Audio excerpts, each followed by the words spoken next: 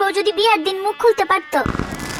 No গিফটটা দিদি আর বোন আপনি কই যান? বেতলা সুন্দর করে সাজাইছে, আগের থেকে অনেক সুন্দর হয়ে গেছে। বাবা তাইছে সুন্দর সাজাইছে, সব কি লক্ষ্মী লাগতেছে। আরে আন্টি আইছেন? হ্যাঁ বাবা আইছি, কিন্তু শুনলাম তুমি নিজে নিজে সাজছো। আরে আমি তো মেকআপ জানি, লেগে আমি নিজে সাজি আর কি। তবে আমি যদি জানতাম যে আমি নিজে যদি না সাজি তাহলে আপনি আমার মেকআপ আর্টিস্টের টাকাটা দিবেন, তাহলে আমি ডেফিনেটলি মেকআপ আর্টিস্টের থেকেই সাজতাম আন্টি।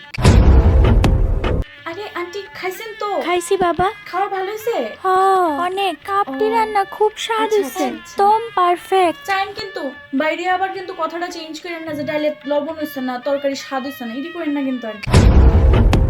তাইরে কত ক্লাস ডিজাইন দিছে, সব কি বাবা সাজানো তো জানি দিছে না গো। হ কেডা কোনটা দিছে? এটি তো ফরেটের ফার্ম। আন্টি আংটিটা আছে না আমার অফিসের একটা দাদা দিছে, আর এই চুড়িটি আমার পিসি দিছে। আচ্ছা। আপনি নিশ্চয়ই একটা কাচের বাটি সেট আনছেন? না মানে রেখা দেন অসুবিধা নেই। মানে এটা হলো একদম আন্টি বাড়িতে নিয়ে যান, বাড়িতে মাঝে মধ্যে কাজে লাগে।